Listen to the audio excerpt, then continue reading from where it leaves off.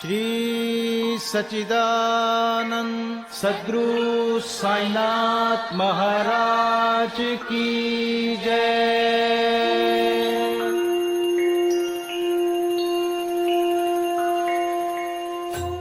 आदरणीय साईं भक्तों, आप सभी को हृदय की गहराइयों से सादर प्रणाम। साईं ज्ञान गंगा के सभी एपिसोड्स को पसंद करने के लिए आपका दिल से आभार। साईं ज्ञान गंगा में अभी तक हमने जाना कि किस प्रकार बाबा 16 बरस के एक बाल के रूप में शिरडी में प्रकट हुए, कैसे उन्होंने शिरडी वासियों को चक्की में गेहूं पीस आटा बना शिरडी के चारों ओर बिकवाकर हैजा जैसी महामारी से हमेशा हमेशा के लिए बचा दिया, और कैसे उन्होंने भगवान विट्ठल और गंगा प्रयागराज के दर्शन शिरडी में ही कराए व ऐसी अन्य कई चमत्कारिक क्रियाओं द्वारा सबको अचंभित किया, और कैसे उर्स व रामनवमी का एक ही उत्सव में समावेश कर हिंदू मुस्लिम एकता को मजबूत किया। साईं ज्ञान गंगा के इस एपिसोड में हम अध्ययन करेंगे श्री साईं सच्चरित्र के अध्याय 7 का। अगर आपको वीडियो पसंद आता है तो प्लीज इसको लाइक कीजिएगा, शेयर कीजिएगा, और अगर आपने अभी तक हमारे चैनल को सब्सक्राइब नहीं किया है तो अभी सब्सक्राइब कीजिएगा और बेल आइकन को प्रेस करना मत भूलिएगा। तो आइए शुभारंभ करते हैं साईं ज्ञान गंगा के इस एपिसोड में श्री साईं सच्चरित्र के अध्याय 7 का।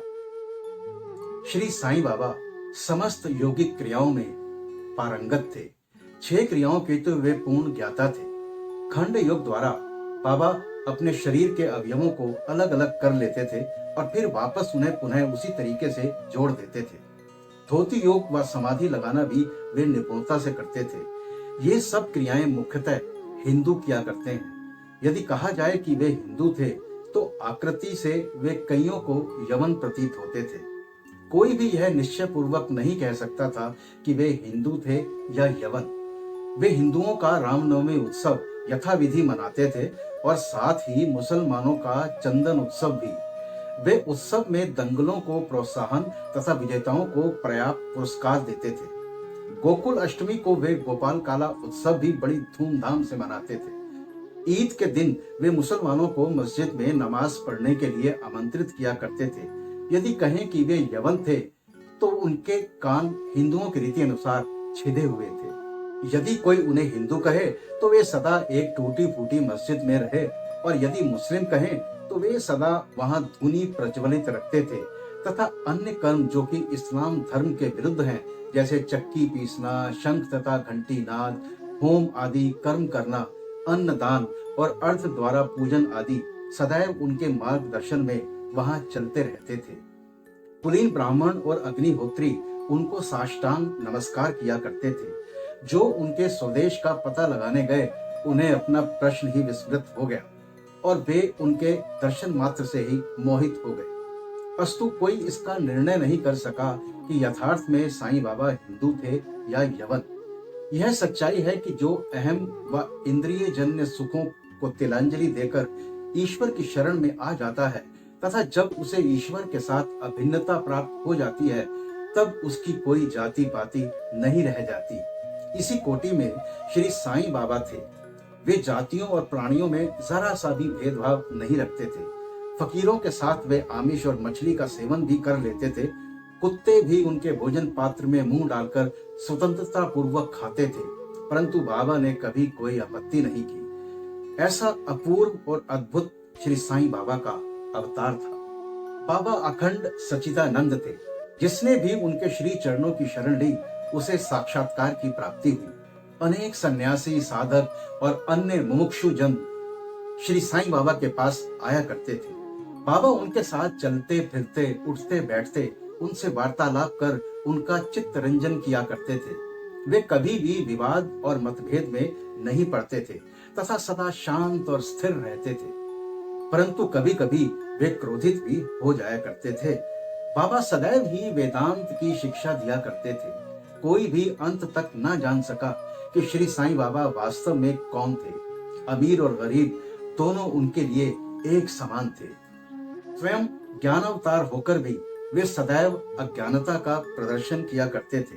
उन्हें आदर सत्कार करवाने में कोई रुचि नहीं थी। वे थे तो शरीरधारी, परंतु कर्मों से उनकी ईश्वरीयता स्पष्ट झलकती थी। शिरडी के सकल नर नारी उन्हें पर ब्रह्म ही मानते थे।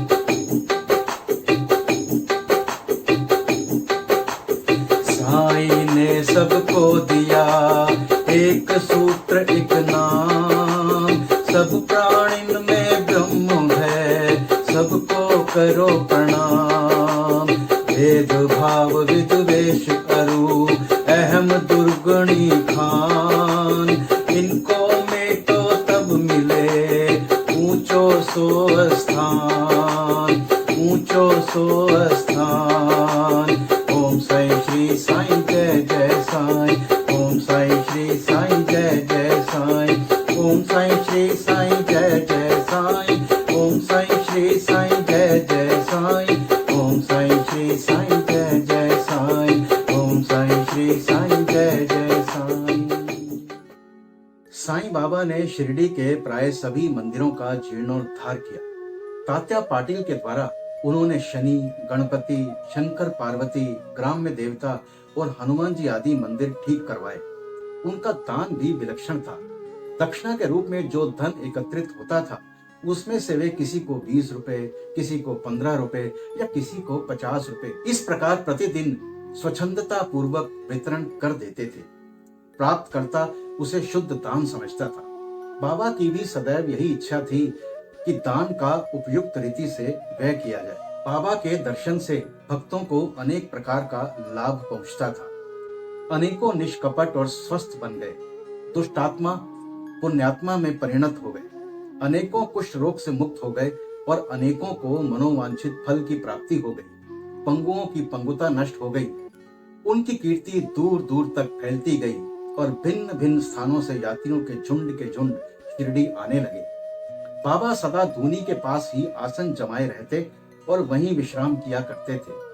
वे कभी स्नान करते और कभी स्नान किए बिना ही समाधि में लीन रहते थे। वे सिर पर एक साफा, कमर में एक धोती और तन ढकने के लिए एक अंगरखा धारण करते थे। अपने जीवन काल के पूर्वार्ध में वे गांव में चिकित्सा कार्य भी किया करते थे। रोगियों को निदान कर उन्हें औषधि भी देते थे। उनके हाथ में अपरिमित यश था।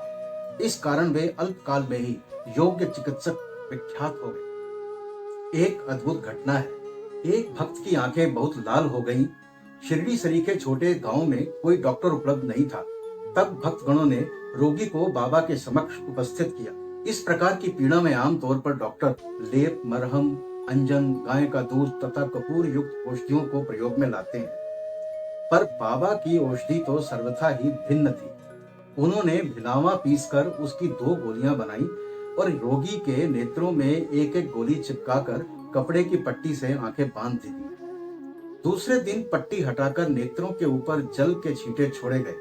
सूजन कम हो गई और नेत्र निरोग हो गए। इस प्रकार बाबा से इलाज करवा अनेक रोगी निरोग हो।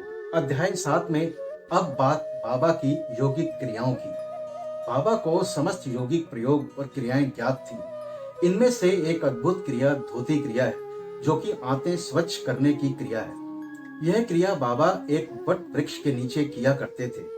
एक अवसर पर लोगों ने देखा कि बाबा ने अपनी आंतों को उधर से बाहर निकालकर उन्हें चारों ओर से स्वच्छ किया और समीप के वृक्ष पर सूखने के लिए रख दिया। साधारण धोती क्रिया एक 3 इंच चौड़े बस 22.5 फुट लंबे गीले कपड़े के टुकड़े से की जाती है।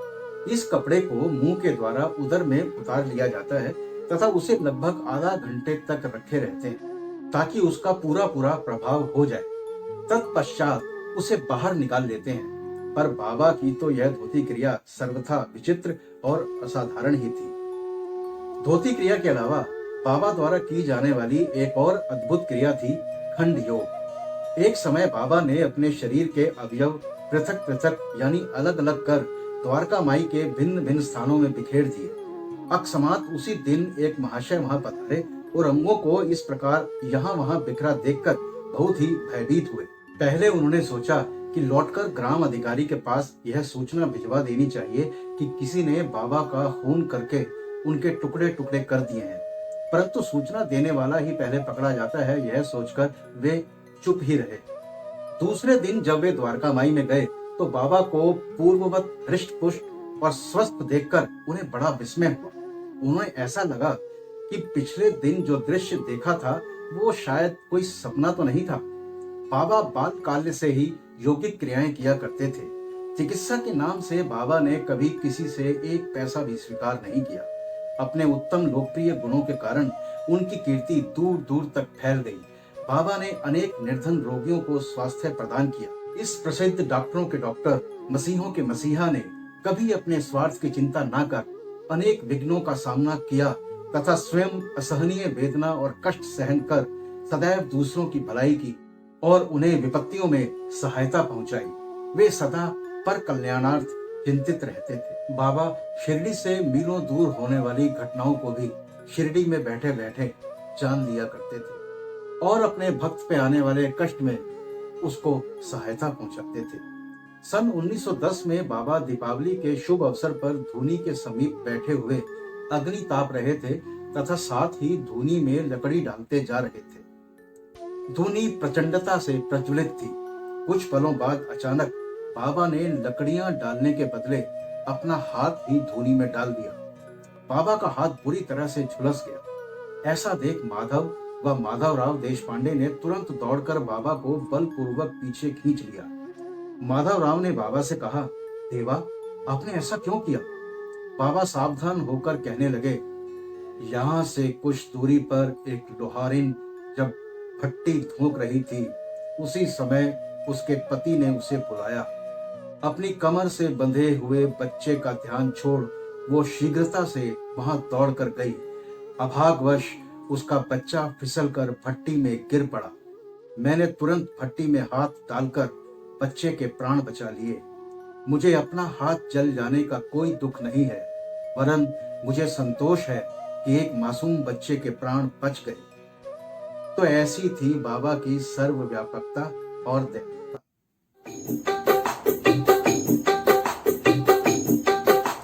साईं रखते ज्ञान सब पल पल में काहो, सर्वव्याप्त रक्षण करे प्राणी जगत में खोए।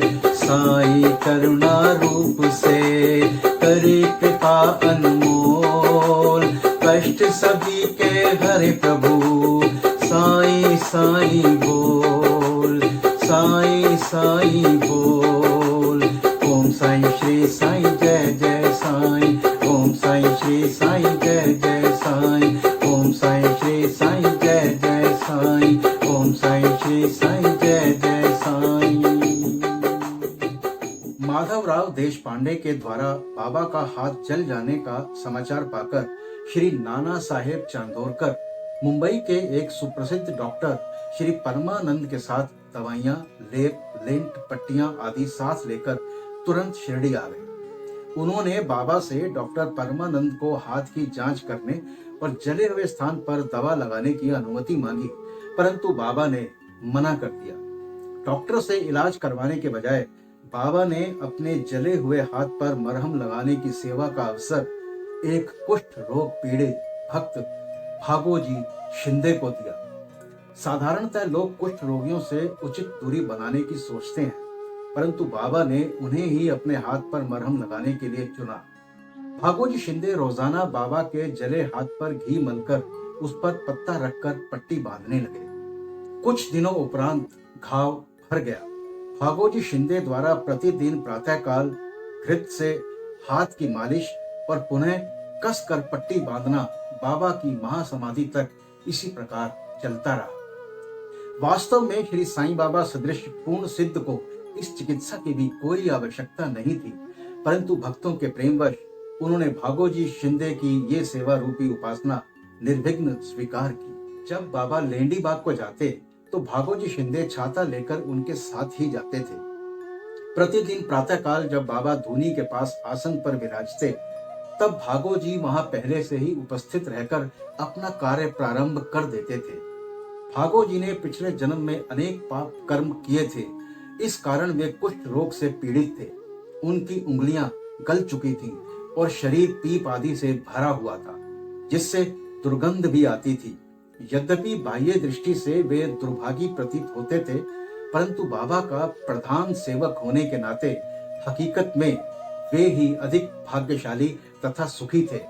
उन्हें बाबा के सानिध्य का पूर्ण लाभ प्राप्त हुआ। अध्याय 7 में अब बात प्लेग से पीड़ित बालक खापर्डे की। अमरावती के श्री दादा साहेब खापर्डे की धर्मपत्नी अपने छोटे पुत्र के साथ कई दिनों से शिरडी में थी। उनके पुत्र को तीव्र ज्वर हो गया और उसे प्लेग की गिल्टी भी निकल आई। श्रीमती खापर्डे भयभीत हो बहुत घबराने लगी और अमरावती लौट जाने का विचार करने लगी। संध्या समय जब बाबा वायु सेवन के लिए वाड़े, जो कि अब समाधि मंदिर के नाम से जाना जाता है, के पास से जा रहे थे, तब उन्होंने उनसे लौटने की अनुमति मांगी तथा कंपित स्वर में कहने लगी कि मेरा प्रिय पुत्र प्लेग से ग्रस्त हो गया है, अतः अब मैं घर लौटना चाहती हूँ। प्रेम पूर्वक उनका समाधान करते हुए बाबा ने कहा, आकाश में बहुत बादल छाए हुए हैं, उनके हटते ही आकाश पूर्ववत स्वच्छ हो जाएगा। ऐसा कहते हुए उन्होंने कमर तक अपनी कपनी ऊपर उठाई और वहां उपस्थित सभी लोगों को अंडों के बराबर 4 गिल्टियां दिखाकर कहा, देखो मुझे अपने भक्तों के लिए कितना कष्ट उठाना पड़ता है। यह विचित्र लीला देखकर सबको विश्वास हो गया कि संत अपने भक्तों के कष्ट कैसे अपने ऊपर ले लेते हैं। संतों का हृदय मोम से भी नरम तथा मक्खन जैसा कोमल होता है। वे अकारण ही भक्तों से प्रेम करते और उन्हें अपना निजी संबंधी समझते हैं। अध्याय 7 में अब बाबा के अपने भक्तों के प्रति अगाध प्रेम को दर्शाती बाबा के पंढरपुर गमन और निवास की एक घटना का जिक्र। नाना साहेब चांदोरकर बाबा के परम भक्त थे। वे खान देश में नंदुरबार के मामलतदार थे। उनका पंढरपुर में तबादला हो गया। उन्हें शीघ्र ही कार्यभार संभालना था, तो वो जल्दी ही रवाना हो गए। वे कार्यभार संभालने से पहले शिरडी, जो कि नाना साहब के लिए पंढरपुर तीर्थ ही था, शिरडी जाकर अपने विठोबा यानी साईं बाबा जी को प्रणाम कर आगे प्रस्थान करना चाहते थे। उन्होंने बिना पूर्व सूचना के अचानक ही शिरडी पहुंचने का निर्णय किया। उनके आगमन की किसी को भी कोई सूचना न थी, परंतु बाबा तो अंतर्यामी थे। भला उनसे क्या छिपा था? वे तो सर्वज्ञ थे। जैसे ही नाना साहेब नीम गांव पहुंचे, जो कि शिरडी से कुछ ही दूरी पर है, उस समय बाबा पास बैठे हुए महलसापति अप्पा शिंदे और काशीराम से वार्तालाप कर रहे थे। उसी समय बाबा ने अचानक ही कहा, चलो चारों मिलकर भजन करें। पंढरपुर के द्वार खुले हैं, पंढरपुरला जायाचे, तिथेंच मजला आयाचे, तिथेच मजला आयाचे, घरते माइया रायाचे।